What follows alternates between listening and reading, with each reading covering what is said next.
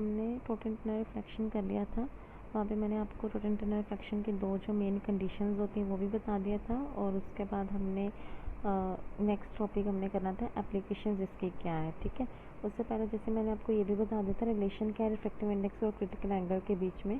तो बच्चे ये वाला आपको मतलब कि ज़रूरी नहीं है करना, सिर्फ आपने सिर्फ एक नंबर के लिए ये करना है कि जो साइन ऑफ क्रिटिकल एंगल होता है वो क्या होता है, रेसिप्रोकल ऑफ रिफ्रैक्टिव इंडेक्स होता है। मतलब हम ये बोल सकते हैं कि रिफ्रैक्टिव इंडेक्स आपके पास क्या है, reciprocal of sine of critical angle. बस ये वाला अपने फॉर्मूला देखना और इसमें कुछ नहीं करना। इसके बाद हमारे पास है application of total internal reflection. अब हम 2 या 3 एप्लीकेशन करेंगे क्योंकि कई बार आ जाता है define the total internal reflection and give its 2 applications, हमेशा ऐसे क्वेश्चन आता है। तो टोटल इंटरनल रिफ्लेक्शन में जैसे मैंने आपको उस दिन बताया था ना, डायग्राम बना के आपने सारी लेबलिंग करनी है और इसकी 2 कंडीशन और इसकी डेफिनेशन लिखना है। उसके बाद आपने ये 2 एप्लीकेशंस करनी है, application of total internal reflection. देखिए इसमें आपके पास क्या है, हमारे पास एप्लीकेशंस में बच्चे सबसे पहले तो ब्रिलियंस ऑफ डायमंड है, ठीक है। ब्रिलियंस ऑफ डायमंड का मतलब जैसे डायमंड है वो भी, उसमें भी कौन सा आपके पास प्रोसीजर होता है, कौन सा आपके पास फिनोमेना होता है, टोटल इंटरनल रिफ्लेक्शन होता है, जिसकी वजह से ही आपके पास डायमंड इतना चमकता है। अगर आपने कभी देखा होगा डायमंड को जब हम बाहर सनलाइट में लेकर जाते हैं तो वो बहुत ज़्यादा चमकना शुरू कर देता है। ऐसा क्यों होता है, क्योंकि जो लाइट एक बार उसके अंदर एंटर करती है वो बार बार क्या होती रहती है, रिफ्लेक्ट होती रहती है। मतलब वो बाहर नहीं आती, अंदर ही अंदर रिफ्लेक्ट होती रहती है। उसकी वजह से वो आपके पास उसकी चमक क्या हो जाती है, इंक्रीज हो जाती है। तभी उसे हम क्या बोलते हैं, ब्रिलियंस ऑफ डायमंड बोलते हैं।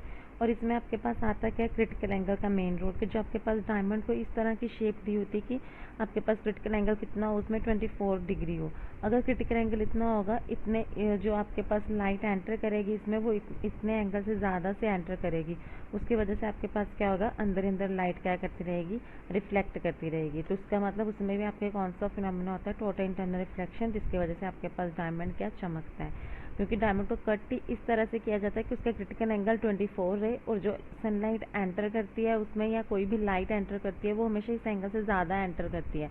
मतलब इंसिडेंट एंगल हमेशा इतने क्रिटिकल एंगल से ज़्यादा से एंटर करेगी, तभी वहाँ पे आपके पास क्या होता है, टोटल इंटरनल रिफ्लेक्शन एक्ट होता है, ठीक है। तो आपने एक ये करना है, एक total internal reflection prism. Prism देखा ना बच्चे, 9th-10th में एक्सपेरिमेंट करवाते हैं प्रिज्म से, ऐसे ऐसे बना होता है। ये देखो जैसे आगे आपकी बुक में है,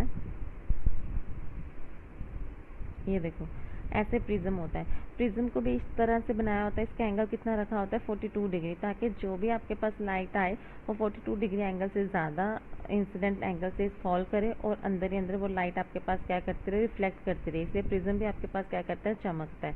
तो वो भी फिर किसकी वजह से हो गया, आपके पास टोटल इंटरनल रिफ्लेक्शन की वजह से हो गया। दूसरी आपने ये करनी एग्जाम्पल।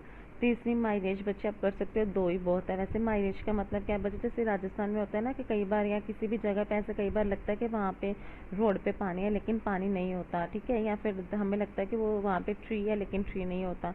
जो वहम होता है वो बच्चे इस टोटल रिफ्लेक्शन की वजह से होता है, ठीक है। आपको इल्यूजन जिसे हम बोलते हैं, ये आपको करने की ज़रूरत नहीं, हमने सिर्फ 2 ही एग्जाम्पल करनी है। पहले आपने ब्रिलियंस ऑफ डायमंड, सेकंड आपने प्रिज्म वाली करनी है। उसके बाद हमारा नेक्स्ट टॉपिक है माइक्रोस्कोप। ये 10 नंबर में इंपॉर्टेंट है बच्चे, कई बार 7 में भी आ जाता है, 10 में भी आ जाता है, ठीक है। अब हमारी 3 डेरिवेशन बची हैं इस टोटल चैप्टर में।